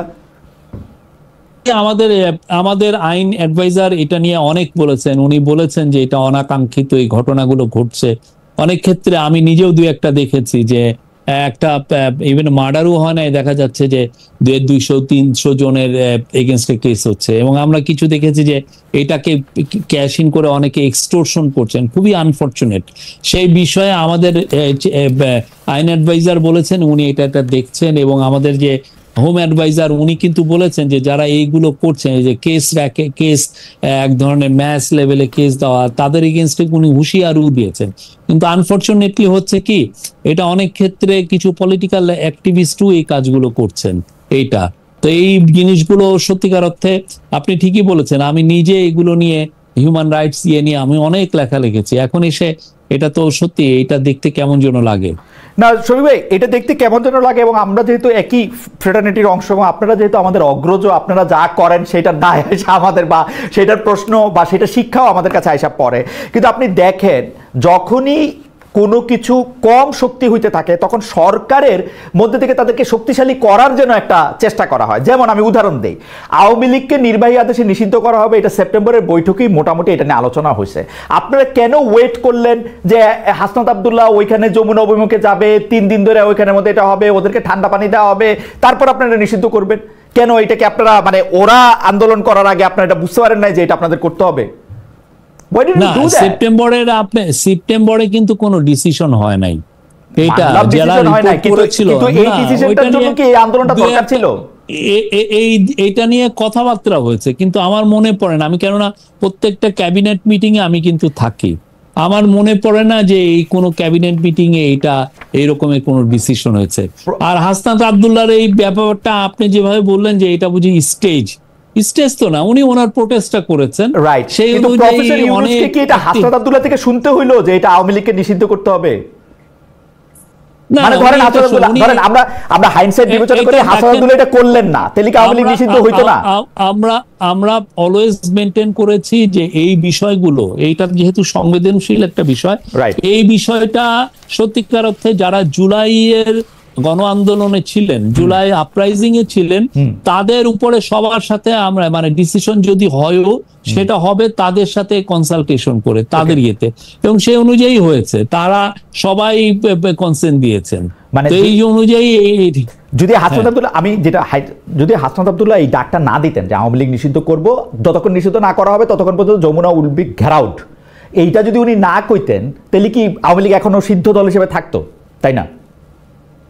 দেখেন হাসনাত আব্দুল্লাহ বা এরা যে সব যা বলছেন আমরা কি সবই শুনছি নাকি? ওনারা তো বলেছিলেন যে অনেকে দেখেন প্রেসিডেন্টকে ওনারা আউটস্টার চেয়েছিলেন অনেকেই, তো আমরা তো সেই অনুযায়ী আমরা যে সমস্ত জায়গায় জাতীয় ঐক্য তৈরি হচ্ছে সেই জায়গাগুলো এই বিষয়ে ভালো ডিসিশন হচ্ছে। মানে প্রেসিডেন্ট সরানোর সাথে এইটাকে আপনি তুলনা করলে সেটা ইন্টারেস্টিং। তো প্রেসিডেন্ট সরানোর ক্ষেত্রে যেহেতু বিএনপি চায় নাই, সেজন্য আপনারা প্রেসিডেন্ট সরাতে পারেন না, ওরা তো চাইছিলই। এই ক্ষেত্রে যেহেতু বিএনপিও চাইছে সরাই দিতে, সেই জন্য আপনারা সরাইছেন, ব্যাপারটা কি এরকম? না, আমরা বললাম তো এগুলো যত ডিসিশন হয়েছে সব জায়গায় আমরা সবার সাথেই কথা বলেছি এগুলো ক্ষেত্রে। আর এইটার প্রসঙ্গেই একটা সম্পাদক পরিষদ আজকে একটা প্রেস রিলিজ ইস্যু করেছে, আপনি নিশ্চয়ই দেখেছেন, যে আওয়ামী লীগের কার্যক্রম নিষিদ্ধ ঘোষণা করা হয় সন্ত্রাস বিরোধী অধ্যাদেশ 2025-এর গেজেটের প্রকাশের পর। তারা দেখা যাচ্ছে যে অধ্যাদেশে একটি ধারা সংযুক্ত হচ্ছে, সেটা হচ্ছে উক্ত সত্তা কর্তৃক বা উহার পক্ষে সমর্থনে কোনো প্রেস বিবৃতির প্রকাশনা বা মুদ্রণ কিংবা গণমাধ্যম, অনলাইন সামাজিক যোগাযোগ মাধ্যম বা অন্য যে কোনো মাধ্যমে যে কোনো ধরনের প্রচারণা অথবা মিছিল সমাবেশ বা সংবাদ সম্মেলন আয়োজন বা জনসম্মুখে বক্তৃতা প্রদান নিষিদ্ধ করিবে। এইটা ব্যাপারে তারা মনে করতেছেন যে এটা অপব্যবহার হবে, এটা স্বাধীনতার এটা শঙ্কা সৃষ্টি করবে। আপনার কাছে কি মনে হয়? মাহফুজ আনাম সভাপতি এবং দেওয়ান হানিফ মোহাম্মদ সাধারণ সম্পাদক পরিষদের পক্ষে এই বিবৃতি। না, এটা কেউ যেটা ব্যান্ড হয়ে যায় যে সংগঠন কার্যক্রম, আপনি দেখেছেন কেউ জেএমবির কার্যক্রম কেউ কভার করে বাংলাদেশে? জেএমবি তো ব্যান্ড অর্গানাইজেশন। তারপরে হরকতুল জিহাদ আল ইসলামী বাংলাদেশ ব্যান্ড, কেউ কি ওদের এই কার্যক্রম কেউ কি করে বলে যে এর লিডার এখানে কথা বলেছেন বা এরা? আমার যতদূর মনে হয় হিজবুত তাহরির মিছিল করছে, সেই খবর ছাপা হয়েছে পত্রপত্রিকায়। এটা দু একটা হতে পারে, বাট এদেরকে নিয়মিত ছাপা হয়েছে ভাই, নিষিদ্ধ ঘোষিত জেএমবি সংগঠনের এই কার্যক্রম ছাপা হয়েছে, এটা লেখা হয়েছে। প্রমোশনাল কোন রিপোর্ট আমরা দেখি নাই, বা এদের লিডার আমরা যেটা দেখেছি যে এই অনেকে শেখ হাসিনার যে জিঙ্গোইস্টিক যে উনি যে ভায়োলেন্সকে ইনসাইট করে যে স্পিচ দেন সেগুলো অনেকে কভার করেছেন। আমি দেখি নাই মানে জিঙ্গোইস্টিক কথা সেটা এরকম ছাপা হয়েছে প্রমোশনাল ওয়েতে, অনেকে করেছে, আমাদের কাছে এভিডেন্স আছে প্রমোশনাল ওয়েতে। মানে এটা এই ব্যানের আগে, আমি বলছি ব্যানের আগে এটা প্রমোশনাল ওয়েতে করা হয়েছে, এটা আপনি বলছেন। প্রমোশনাল কি, ওনার স্পিচটা দিয়েছেন, উনি সমানে আমাদেরকে জঙ্গি বলছেন, আমাদেরকে আমাদেরকে এটা বলছেন, এইগুলো অনেকে কভার করেছেন, ওনার স্পিচের বিভিন্ন ভিডিও ক্লিপিং অনেকে দিয়েছেন। এই গত কয়েক বছরে বিগত সরকার নানা রকম আইনি মারপ্যাচ করে এগুলি নানা ধরনের কাজ করছে, যেখানে হামলা মামলা যেখানে যা দরকার প্রয়োগ করে দেশে কোনো মিডিয়া যাতে বিএনপির ভারপ্রাপ্ত চেয়ারম্যান তারেক রহমানের সংবাদ বক্তব্য প্রকাশ করতে না পারে সেই ব্যবস্থা করছিল। আপনি পৃথিবীর অন্যতম সেরা সংবাদ সংস্থা এএফপির ব্যুরো চিফ ছিলেন বাংলাদেশে, আপনি জনাব তারেক রহমানের সংবাদ কিভাবে ডিল করতেন বা কিভাবে প্রকাশ করতেন এই অবস্থার মধ্যে? না, আমরা তারেক রহমানের একটা রিপোর্ট করেছিলাম, আমি এই যে 2024 সালের ইলেকশনের সময় আমি তার সাক্ষাৎকার নিয়েছি, তো সেই সাক্ষাৎকার আমরা ওই লন্ডন থেকে আমরা তার সাক্ষাৎকার আমরা নিয়েছি। লন্ডন থেকে বাংলাদেশের পত্রপত্রিকা ক্যারি করছিল এটা? আমি জানি না, আমার ইয়ে নাই, বাট এটা আমরা এটা ইন্টারন্যাশনালি আমরা করেছি। তার ইয়েতে বোধহয় কত 3রা জানুয়ারি 2024 এসছে, 3রা বা 2 আমরা ওনার সাক্ষাৎকার নিয়েছিলাম। 3রা জানুয়ারি 2024 আপনারা সাক্ষাৎকার নিয়েছিলেন, মানে এটা তারেক রহমানের সাক্ষাৎকার, লন্ডন থেকে নেওয়া হয়েছিল, লন্ডন থেকে নেওয়া হয়েছিল।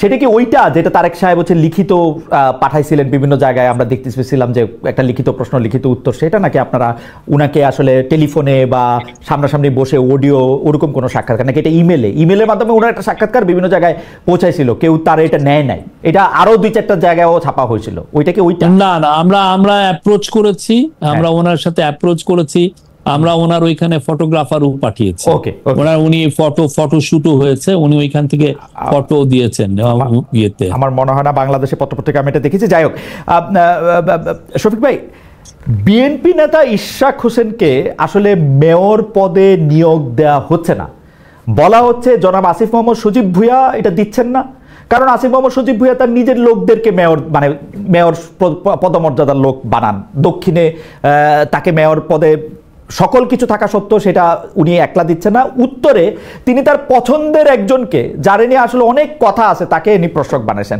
এইটা আপনি আসলে কিভাবে দেখেন? মানে ইশরাক হোসেনকে আসলে মেয়র পদে এটা দিতে দেওয়া হবে না কেন? এটা কি উপদেষ্টা পরিষদের সিদ্ধান্ত নাকি এটা আসিফ মোহাম্মদ সজীব ভুঁইয়ার একক সিদ্ধান্ত? না, আসিফ মোহাম্মদ সজীব ভুঁইয়া কি এটা করছেন তাও তো, মানে এটা তো আপনি বললেন এটা তো এক ধরনের অ্যালিগেশন, এটা কি ঠিক কিনা? আমার যেটা মনে হয় এটা একটা লিগাল ইস্যু আছে, আমাদের ল অ্যাডভাইজার এখন সম্ভবত বাইরে আছেন, উনি আসলে উনি এটা বলতে পারবেন এটা লিগাল ইয়েটা কি, কোথায় লিগাল সমস্যা আছে, এটা উনি হি উইল এক্সপ্লেইন। শফিক ভাই, আদালতের সেম রায়ে জনাব শাহাদাত হোসেন চট্টগ্রামে মেয়র হয়েছেন, একই রায়ে ইশরাক হোসেন কেন হইতে পারবেন না? মানে আমার একটু বুঝায় বলবেন, আমার অনেক কৌতূহল।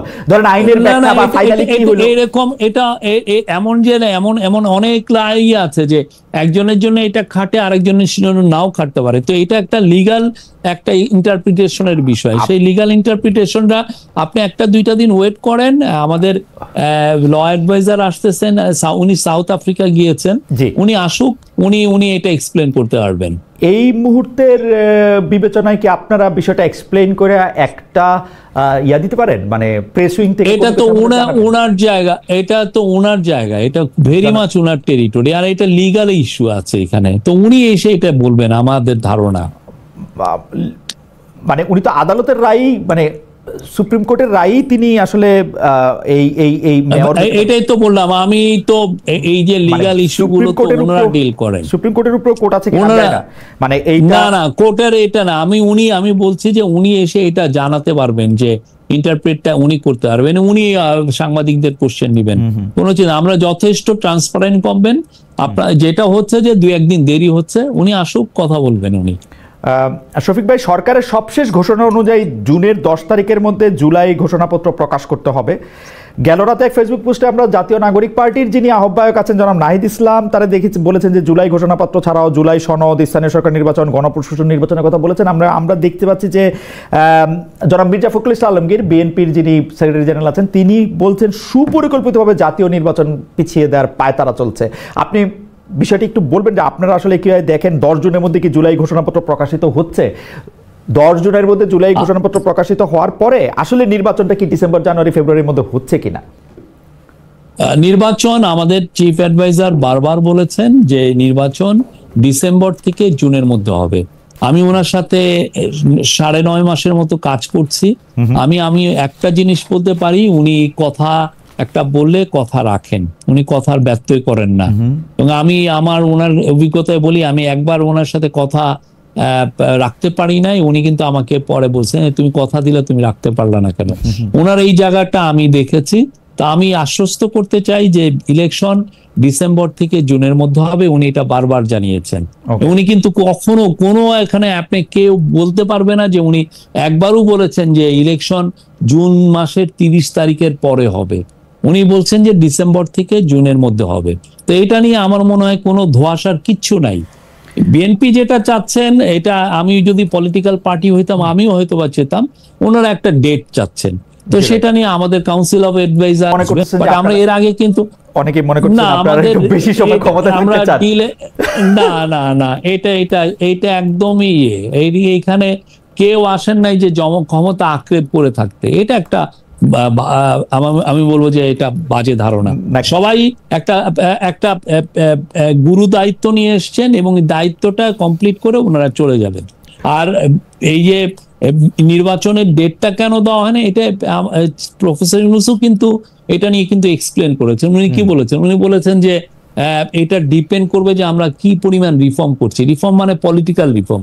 আমরা তো এমনি অন্যান্য রিফর্ম গুলো হচ্ছে অলরেডি কন্টিনিউয়াস প্রসেস, অন্য রিফর্মের মানে পলিটিক্যাল রিফর্ম, বিশেষ করে ভোটারের ইয়ের ক্ষেত্রে এইটার উপরে, এটা যখন এটা আমরা মনে হয় যে আমরা জুলাই মাসের দিকে বা জুলাইয়ের শেষের মধ্যে আমরা একটা শেপ দেখতে পারবো, তারপরে আমার মনে হয় যে আরো ক্ল্যারিটি আপনারা দেখবেন। বাট ইলেকশন, আবারও বলি, ইলেকশন উনি যেটা বলেছেন ডিসেম্বর থেকে জুনের মধ্যে হবে, এটার কোনো ব্যত্যয় হবে না। শরীফ, আবার একটু এই যে আপনার জায়গায় আসি, মানবাধিকার, তারপর হচ্ছে জার্নালিজমের এথিক্স এবং রাষ্ট্রের ন্যায় বিচারের জায়গা থেকে।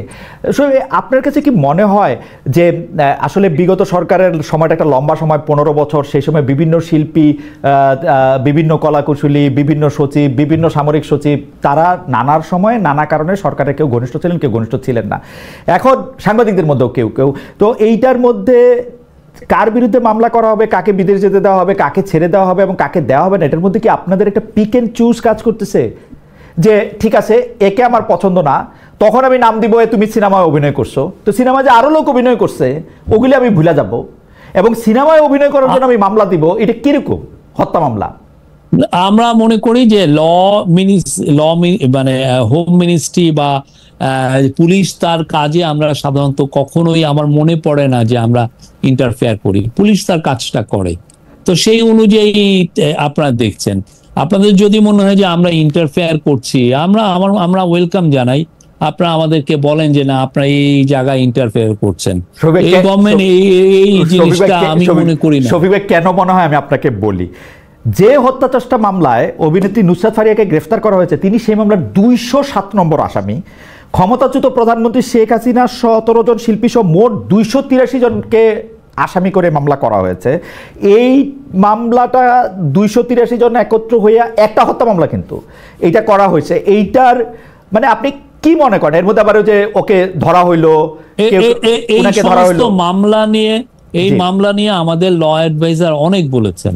সত্যিকার অর্থে এই মামলাগুলো তো আমরা দেখছি যে অনেকে এই ধরনের অনেক মামলা হয় যে এক ধরনের এক্সটোরশন করার জন্য। এটা যে ওনারা আমাদের ল অ্যাডভাইজার বলেছেন, হোম অ্যাডভাইজার এগুলো নিয়ে বলছেন, কিন্তু আনফরচুনেটলি সমস্যাটা যেটা হচ্ছে যে কেউ যদি এসে থানায় মামলা করে, হয় কি থানা নিতে বাধ্য হয়, আবার অনেক সময় থানা বলে যে না, আমি এই মামলা নিব না, এই মামলা নেওয়া যাবে না। পরে যায় কি, তারা আবার কোর্টে চলে যায়, কোর্টে গিয়ে আবার বলে যে না, এই মামলাটা নিতেই হবে। ফলে ওই কোর্ট যখন মামলাটা নেওয়ার পরে সেই মামলাটা নিয়ে এসে আবার কোর্টের অর্ডারটা নিয়ে এসে থানায় বলে যে এই মামলাটা নিতে হবে।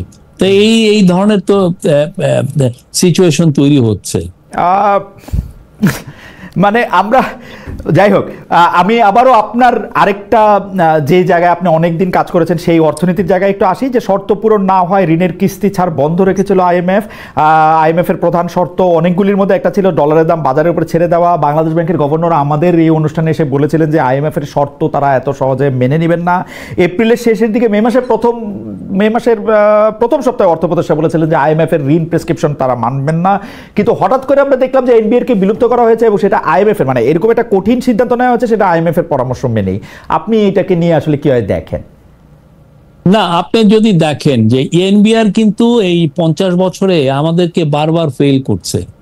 এনবিআর এর আমরা যে কাস্টমস এর যে সিস্টেম বা আমরা যে রেভিনিউ উঠাচ্ছি, একটা গভর্নমেন্ট বেঁচে থাকে, একটা গভর্নমেন্ট বা একটা দেশের ডেভেলপমেন্ট হয় হচ্ছে তার ট্যাক্সের টাকার উপরে, কিন্তু আমাদের কনসিস্টেন্টলি ফেল করছে। আমাদের ট্যাক্স জিডিপি রেশিও মাত্র 7.3-7.4%, যেটা সত্যিকার অর্থে একটা আফ্রিকার দরিদ্র দেশের মতো।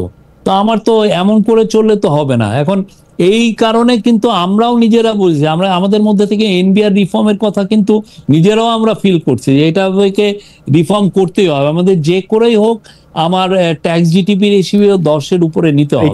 তো সেই ক্ষেত্রে আইএমএফ এর পরামর্শ, না, এটা আইএমএফ এর পরামর্শ না, এটা আইএমএফ এর সাথে আমাদের সাথে কথা মিলে গেছে। এই কিন্তু আমরা নিজেরাও এটা বলছিলাম যে আমাদের কাকতালীয় না, আমরা এটা বলছিলাম, আর আইএমএফ এটা নতুন কথা বলছেন, এটা অনেকদিন ধরে এই কথা বলছে। আমরাও মনে করছি যে এই এনবিআর এর রিফর্মটা একটা বড় চ্যালেঞ্জ, এই কাজটা করতে হবে। এটা সে একটা আমাদের মতো ইন্টারিম গভর্নমেন্টই হোক আর এটা একটা ইলেক্টেড গভর্নমেন্টই হোক, তার কাছে সামনের দিনগুলোতে এটা হবে বিগেস্ট একটা চ্যালেঞ্জ। বিকজ আপনি যদি টাকা সেই মতো উঠাইতে না পারেন ট্যাক্স, আপনি তো রাস্তা বানাতে পারবেন না, আপনি বেতন দিতে পারবেন না, আপনি এই যে একটা বিধবার স্টাইপেন্ড দিবেন সেটা দিতে পারবেন না। আর এনবিআর এটা কনসিস্টেন্টলি ফেল করছে। আপনি পুরো পৃথিবীতে ট্যাক্স জিডিপি রেশিওর ক্ষেত্রে ইয়ে হচ্ছে 16%, 16.6%, এটা গ্লোবাল এভারেজ, সেখানে আমরা 7.3%। এটা তো চিন্তা করতে হবে যে পাকিস্তানের মতো দেশও 10 এর উপরে। সবে আপনার প্রেডিকশন কি বলে যে আপনি কি এটা 7.3% থেকে মানে অন্য সরকার আসা পর্যন্ত এটাকে আসলে 8%ও করতে পারবেন? মানে আপনি কি মনে করেন? না একটা প্রেডিকশন কি বলে? তো না, এটা হঠাৎ করে এটা পারবে না, এটা একটা লম্বা একটা রিফর্মের মধ্যে দিয়ে যেতে পারবে। আপনি ইচ্ছা করলেই যে এটাকে হঠাৎ এক বছরেই 1% আপনি বাড়িয়ে ফেলবেন, এটা হয় না। আমি 0.7% এর কথা কইতেছিলাম। 0.7% তো নেটে নেওয়া, আপনি আলাদা দুটো অফিস করতেছেন, নেটের মধ্যে 0.7% নেওয়া কি অত বড় একটা টার্গেট? আমাদের এই কাজটা করতে হবে, এটা যে গভর্নমেন্টই হোক, এটা আমাদের গভর্নমেন্টই থাকুক, বিএনপি আসুক বা যেই আসুক, যে গভর্নমেন্টই আসুক, এই কাজটা খুব ক্রুশিয়াল, এটা করতে হবে। এই জায়গা এটাকে পাশ কাটিয়ে বাংলাদেশের কোন রিফর্মই আসলে হবে না। রিফর্ম করতে গেলে ইউনিট মানি, আর মানি আপনি রেজ করবেন কিভাবে? আপনার ট্যাক্স করে। আর এখন এতটাই ক্রুশিয়াল, আপনি দেখছেন যে অনেক দেশ, ইউএসএ দেখেন, অনেক দেশেতে টাকা বন্ধ করে দিচ্ছে, টাকাই দিচ্ছে না। পুরো ইউরোপ জুড়ে যারা ডেভেলপমেন্টের জন্য বিদেশে টাকা লেন্ডিং করে তারাও বন্ধ করে। তারা এখন ইউরোপ জুড়ে আপনি দেখেন ওরা অস্ত্রসজ্জায় ব্যস্ত, ডিফেন্স স্পেন্ডিং এ ব্যস্ত। তো আমি চাই আর না চাই আমার এই ট্যাক্সেশন একটা ওভারঅল করতে হবে, ওই অনুযায়ী আমার ট্যাক্স জিডিপি রেশিও বাড়াতে হবে। সবই একটা ছোট প্রশ্ন, এটা দর্শকরা অনেকে করতেছেন, যে প্রশ্নটা হচ্ছে এরকম যে আওয়ামী লীগ আমলে যে টাকা পাচার হইতেছিল এটা আমরা ফিল করতেছিলাম চারদিক থেকে, কিন্তু এই সরকার আসার পরে আমরা এই ফিলটা করতেছি না যে টাকা পাচার বন্ধ হয়েছে। আপনার কাছে কি এই ফিল আসছে? যেমন ধরেন বিএনপির এক নেতা কইছে 90,000 কোটি টাকা পাচার হয়ে গেছে, আমরা ওই কথায় না আসি, আপনার কাছে কি এই ফিলিংটা হয়েছে যে বাংলাদেশ থেকে এখন আর টাকা পাচার করা সম্ভব না বা টাকা পাচার কেউ করতেছে না? আমি বলবো যে আমাদের গভর্নমেন্টের কেউ এগুলোর সাথে জড়িত না। আমরা খুব সিরিয়াস মুভ নিচ্ছি যাতে এই বাংলাদেশের থেকে টাকা পাচার বন্ধ হয়। আমরা সেই অনুযায়ী যথেষ্ট রিফর্ম নিয়েছি এবং সেটার আলোকে আমরা দেখেন অনেক কিছু ব্যাংকিং সিস্টেমটাকেও আমরা ঢেলে সাজাচ্ছি সেই আলোকে। তা আমরা বলছি, আমরা আবার সবাইকে ইনভাইট করি, আপনারা এগুলো নিয়ে আরো ইনভেস্টিগেটিভ জার্নালিজম করেন। আমরা জানতে চাই পুরো সত্যটা, আমরাও জানতে চাই। যদি কিছু হয়ে থাকে আপনারা আমাদেরকে জানান, আমরা উইল মোস্ট ওয়েলকাম।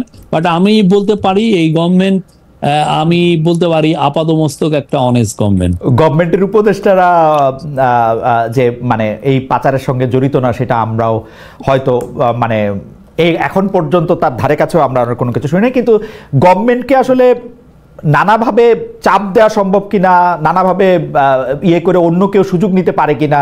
যেমন ধরেন আমাদের একজন মন্ত্রী হয়তো খুব ভালো, কিন্তু সেই মন্ত্রীর মন্ত্রণালয় আর একটা সুযোগ নিয়ে আর কেউ তাকে ইয়ে করছেন কিনা, ওরকম আপনার মনে হয় কিনা? যে আপনার যদি এরকম এভিডেন্স থাকে এরকম, তাহলে আপনারা রিপোর্ট করেন, এটা তো জানার মানে এরকম যদি হয় রিপোর্ট করেন, আমরা দেখি। আচ্ছা ঠিক আছে, আমরা এভিডেন্সের কথা যখন বলতেছেন তখন তো আসলে আমার কাছে এখন এভিডেন্স নাই, আমি এটা জানার জন্য এটা বলতেছিলাম। আমি বরং অন্য একটা জায়গা থেকে বলি, সর্বশেষ গত 2-1 সপ্তাহের মধ্যে আপনাকে সবচেয়ে বেশি জনপ্রিয় করেছে যে কথাটা, বা জনপ্রিয় করেছে যে কথাগুলো, তার মধ্যে একটি হচ্ছে যে আপনি বামদেরকে বলেছেন যে বামরা বাংলাদেশকে বনসাই করে রাখতে চায়, বা নিজেরাও আপনি বামদেরকেও একটু অপছন্দ করেছেন। এখন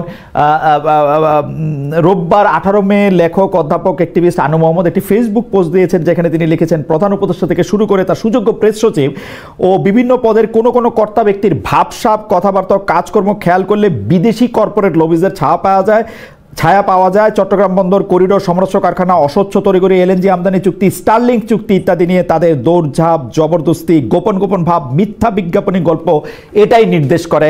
আপনার মন্তব্য শুনবো। আমি শুধু যোগ করি, বণিক বার্তা এরকম বলেছেন যে বিডার নির্বাহী চেয়ারম্যান উঠছেন, দেশি বিদেশি বিনিয়োগ কমছে। না, এই যে বণিক বার্তা রিপোর্টের কিন্তু আমরা একটা রিবাটাল দিয়েছিলাম। আমি জানি না আপনি আমার ফেসবুকে পেজ দেখেছেন কিনা। বণিক বার্তা যে কথা বলছেন যে 9 মাসের হিসাব দিয়েছেন, ওই 9 মাসের 3 মাস কিন্তু আশিক চৌধুরী ছিলেনই না, ওই 3 মাস কিন্তু খুব বাজে ছিল। এবং কোনোখানে কোনো দেশে আপনি যখন রেভলিউশন হয় বা আপরাইজিং হয়, ওইটার ওই 3 মাসকে কেউ আসলে কাউন্টেই রাখে না, ওনারা ওইটাকে কাউন্টে আনছেন। ওই যে যেটা জুলাই টু সেপ্টেম্বর, যেটার মধ্যে জুলাই মানে 5 সপ্তাহ, ইভেন আমরা ক্ষমতায়ও ছিলাম না, তো সেই মানে 6 সপ্তাহের মতো, তো সেই সময়টাকে ওনারা কাউন্টে এনেছেন। এটা তো মানে আমার মনে হয় না যে এটা ঠিক ছিল ওনাদের এই রিপোর্টটা ওনাদের। এবং আশিক চৌধুরী সত্যিকার অর্থে আমাদের এখানে কাজ শুরু করেছেন অক্টোবর মাসে। তো আপনি যদি আশিক চৌধুরীকে ব্লেম করেন জুলাই সেপ্টেম্বরে কি হলো, সেটা তো এটা একটা অন্যায়, এটা ঠিক না। আমার মনে হয় যে রিপোর্টার আরো কাজ করতে পারতেন, আরো থরলি চেক করতে পারতেন, দেখতে পারতেন যে উনি ওনার কাজটা। আরেকটা হচ্ছে যে আপনি রিফর্ম করেন আর যাই করেন, আমরা যেই জায়গা থেকে শুরু করছি সেই জায়গায় আমাদের যাওয়ার জন্য আমরা এখন যে কাজটা করছি, আমরা বলতে পারি এই যে ফরেন ইনভেস্টমেন্টের জন্য, এবং আশিক চৌধুরী নিজেও বলেছেন এটার সুবিধা পাবে যে প্রথম যে ইলেক্টেড গভর্নমেন্ট আসবে তখন, বা আমরা সামনের দিনগুলোতে এটা পাবো। কারণ আপনি একটা এই স্ট্রাকচারটা দাঁড়াতে করতে হয়, আপনার পুরো পৃথিবীতে জানাতে হয় যে আমি বিজনেসের জন্য রেডি, আপনার রিফর্মের জায়গাগুলো ঠিক করতে হয়, রিফর্ম করতে হয়, করার পরে তো তারা আসবেন। তারপরে আমরা বলবো যে অক্টোবর যে ডিসেম্বরের যে সেখানে $490 মিলিয়ন মতো ফরেন ডাইরেক্ট ইনভেস্টমেন্ট আসছে, যেটা পুরো গত 1 বছরের সবচেয়ে হাইয়েস্ট। তা আমরা যে হচ্ছে না তা না, বাট আমরা যেই ডিজায়ারটা সবাই করছেন সেটা আসছে না, আমি এটা অস্বীকারও করছি না। কিন্তু আমাদের কাছে আপনি দেখেন একটা রেগুলেশন, একটা ক্যাওটিক সিচুয়েশনে আপনি যদি অনেক বেশি আশা করেন বা সেটা এটা ঠিক না। আমরা তো অনেক বেশি আশা না, বামের ক্ষেত্রে এটা বামদের ক্ষেত্রে যেটা হচ্ছে যে ওনারা যে কাজটা করছেন, ওনাদের যদি আপনি প্রেসক্রিপশন, ওনারা যে কথাগুলো বলছেন সেই অনুযায়ী করতে গেলে তো আমাদের সত্যিকার অর্থে জব তৈরি হয় না। ওনারা অনেক দেশেই আপনি দেখবেন বামদের অনেক বড় অ্যাক্টিভিজম করেন, তারা গ্রিন নিয়ে অনেক অ্যাক্টিভিজম করেন, ওনারা কয়লার এগেনস্টে শক্তভাবে দাঁড়ান, ওনারা এনভায়রনমেন্টাল অ্যাক্টিভিজম করেন, আমরা অ্যাপ্রিসিয়েট করি। কিন্তু কথা হচ্ছে যে আমার তো জবটাও তো তৈরি করতে হবে। আমি যদি জব তৈরি করতে হয় তাহলে সেক্ষেত্রে আমি এই যে কেন আমরা মোস্ট এফিশিয়েন্ট কোম্পানিকে আমরা চিরাং এর পোর্টের টার্মিনাল দিতে চাচ্ছি, বিকজ তার মাধ্যমে যেটা হবে যে আমরা it sends a very powerful signal to the world যে আমরা এই চিরাং পোর্টটিকে আমরা এফিশিয়েন্ট করছি। তখন হয় কি, বড় বড় কোম্পানিগুলো তখন বাংলাদেশে ইনভেস্ট করতে আসে, তো সেই জায়গায় ওরা আসা মানেই হচ্ছে আপনার জব তৈরি হবে, লাখ লাখ জব তৈরি হবে, সেই জায়গা থেকে আমরা বলছি। কিন্তু ওনার কথা যদি দেখেন, ওনাদের কথা অনুযায়ী যে দেখেন মহিউদ্দিন চৌধুরী, সাহিব পাওয়ারে, আজম নাসির, নহিউদ্দিন, এরা সাহিব পাওয়ার টেক বা এদের অনেকেই আছেন, ওনারা তো সেই জায়গায় সেই এফিসিয়েন্সিতে তো নিতে পারেন নাই। চিটাগাং পোর্টটা কিছু সিন্ডিকেটের কাছে বন্দী হয়ে রয়েছে। কিন্তু সুবীর ভাই, অনেক কিছুই তো আসলে বিবেচনার মধ্যে রাখা উচিত। যেমন ধরেন বিডার চেয়ারম্যান আশিক চৌধুরী বলছে যে ডেনমার্কের মায়ার্স কোম্পানিরে, মানে আমি যদি না ভুল করে দেখি, Chittagong AP Moller Maersk, APM terminal, এই মায়ার্স কোম্পানি কিন্তু আপনি জানেন যে তাদের ফান্ডিং এর ক্ষেত্রে, তাদের বিরুদ্ধে আন্দোলনের ক্ষেত্রে তাদের বিরুদ্ধে সরাসরি অভিযোগ আছে যে তারা আসলে প্যালেস্টাইনে যে অ্যাট্রসিটিটা হইতেছে যারা করতেছে তাদেরকে টাকা দেওয়ার ব্যাপারে অনেক ক্ষেত্রে অনেক অভিযোগ আছে। আপনারা এই ব্যাপারগুলিও সচেতন কিনা, নাকি আসলে এই জেনোসাইড ফ্লিট বলা হয় মায়ার্সকে অনেক ক্ষেত্রে, তো সেইটা আপনি না, আমরা এপি মোলার মার্কসের শিপিং কোম্পানির ব্যাপারে আমি জানি না, বাট আমরা এপিএম টার্মিনালের সাথে কথা বলছি। এপিএম টার্মিনালস ওয়ার্ল্ডের one of the best terminals, ওরা কত 60-70টা টার্মিনাল গ্লোবালি অপারেট করেন, এবং ওরা ভিয়েতনাম একটা কমিউনিস্টপন্থী দেশ, সেখানে ওরা করেন। ওরা মরক্কোতে একটা করেন, মরক্কোতে একটা মুসলিম কান্ট্রি, সেখানে ওরা যে টার্মিনালটা করেন ওইটা ওয়ার্ল্ডের one of the finest terminal port. তারপরে আপনি ওদের আরেকটা যেটা হচ্ছে মরক্কোর সাথে ইসরায়েলের সম্পর্ক আর বাংলাদেশের সাথে ইসরায়েলের সম্পর্কটা একটু ডিফারেন্ট, সেটা আসলে খুব ভালো উদাহরণ হলো। কেন মরক্কোর সাথে ইসরায়েলের কেউ তো এই সম্পর্কের উপরে তো আর টার্মিনাল দেয় না, এগুলা এইভাবে কি হয়। বাট আমরা যেটা আমাদের মূল ফোকাসটা কি, আমাদের ফোকাস হচ্ছে ওয়ার্ল্ডের যারা টপ কোম্পানি তাদের সাথে আমরা কথা বলছি তাদের, এবং তারাও আমাদেরকে বলেছে যে সব মিলে $3 বিলিয়ন মতো তারা ইনভেস্ট করেন। $3 বিলিয়ন অনেক ইনভেস্ট। ওকে, সবে আপনাকে কেউ এই কথা বলছে বামদেরকে, মানে কারণ মানে আমি রুহিন হোসেন প্রিন্স ভাই এরকম বলছেন যে আপনার আচরণ অধ্যত্বপূর্ণ, তিনি মানে আপনাকে কি কেউ বলছে যে বামদের ছোট করার ক্ষেত্রে আপনি আর সাবেক প্রধানমন্ত্রী শেখ হাসিনা প্রায় একই রকম? কারণ শেখ হাসিনা বামদের দেখতে হতো না, শেখ হাসিনা উন্নয়নের শত্রু হিসেবে বামদের দেখতো না। আমি বামদের অনেক, আমি যেমন ওনারা যখন রামপাল নিয়ে ওনারা যখন আন্দোলন করেন আমরা ওনাদের সাথে ছিলাম। ইভেন ফুলবাড়ির আন্দোলন আমি কভার করেছি, রামপাল আমি কনসিস্টেন্টলি কভার করেছি। বাট আমরা ওনার এই যে চিটাং পোর্টের এই বিষয়ের ক্ষেত্রে আমরা বা আমাদের গভর্নমেন্ট ওনাদের কথার সাথে একমত না। ওনাদের অ্যাক্টিভিজমকে আমরা স্যালুট করি, ওনারা অনেক ভালো ভালো ইস্যু নিয়ে কাজ করেন, দ্যাট উই স্যালুট। আমার ওই কথাটাই যদি অ্যারোগেন্ট লাগে, I am sorry for that. But আমরা মনে করি ওনারা এই যে চিটাং পোর্ট নিয়ে ওনাদের যে পজিশন সেটার সাথে আমরা একদম সেটা আপনি দ্বিমত পোষণ করতেই পারেন। আচ্ছা শরীফ ভাই, কুইক 2-3টা প্রশ্ন এবং শেষ। একটা প্রশ্ন হচ্ছে যে আমি একটু বাজি লাগতে চাই যে বাংলাদেশের ইলেকশনটা কবে হবে। আপনি আমাকে ডিসেম্বর, জানুয়ারি, ফেব্রুয়ারি, মার্চ, এপ্রিল, মে, জুন, জুলাই কোনো একটা মাস চুজ করে দিতে পারেন? না, এটা আমি as a spokesman of the chief adviser আমি এটা পারি না, এটা ঠিক না আমার পক্ষে। রোজা ঈদের আগে পরে না, আমি অন্তত এইটুকু বলতে পারি এই বিষয়ে কোনো ডিসকাশন হয় নাই। বাট একটা কনসেনসাস, সেটা হচ্ছে যে ইলেকশনটা হবে ডিসেম্বর থেকে জুনের মধ্যে, এবং যখন সময় আসবে এটা আপনারা ভোটের টাইমটাও জানতে পারবেন। আচ্ছা, এটা নিয়ে আরেকটা প্রশ্ন, যখন বাংলাদেশে পরবর্তী জাতীয় নির্বাচন হবে তখন অনেকেই বলতেছেন হয় সরকার প্রধান হিসেবে ডক্টর ইউনূস থাকবেন না, অথবা সেনা প্রধান হিসেবে জনাব ওয়াকারুজ্জামান থাকবেন না। এইটার কি কোনো চান্স আছে নাকি যেরকম এই সরকার না? স্পেকুলেশন, এগুলো তো স্পেকুলেশন। আমার মনে হয় যে আমাদের যে টিমটা ভালোই থাকবেন, এবং আমরা অ্যাজ প্রফেসর ইউনূস বারবার বলছেন যে আমরা আমাদের এই বাংলাদেশের ইতিহাসে সবচেয়ে সুন্দর ইলেকশনটা করব, এবং একটা পিসফুল ট্রানজিশন টু ডেমোক্রেটিক পাওয়ার হবে। রাষ্ট্রপতি পদে কাউকে খুঁজছেন আপনারা এখন? না, এগুলোর আমি বললাম তো এই বিষয়ে আমাদের ক্যাবিনেট বা এগুলো কাউন্সিল অফ অ্যাডভাইজার এগুলো কোনো আলাপ হয়নি। শফিক ভাই, আপনাকে অনেক ধন্যবাদ। আমরা একটা মানে অনেকগুলি প্রশ্ন নিয়ে আপনার কাছে এসেছিলাম এবং আপনি সবগুলি প্রশ্নেরই আপনার মতো করে আপনি উত্তর দিয়েছেন, আমাদেরকে পরিষ্কার করতে চেষ্টা করেছেন, আমাদের বুদ্ধি বোধ দিয়ে যতটা পেরেছি আমরা এটা বুঝতে চেষ্টা করেছি। বাকিটা নিশ্চয়ই আবার দেখে আবার বুঝবো। অনেক দর্শক আমাদের সাথে সংযুক্ত ছিলেন, অনেকে মতামত পাঠিয়েছেন, অনেকে আপনাকে শুভেচ্ছা জানিয়েছেন, কেউ কেউ আপনার মন্তব্যের সাথে একটু দ্বিমত পোষণ করেছেন। এই সবটা মিলে আজকের আপনার সময় দেওয়ার জন্য আপনাকে অনেক অনেক অনেক ধন্যবাদ শফিক। Thank you. সবার দ্বিমতকে আমি শ্রদ্ধা করি। Thank you. দর্শক, নিশ্চয়ই আমরা আবার আপনাদের সাথে দেখা হবে। সে পর্যন্ত আপনাদের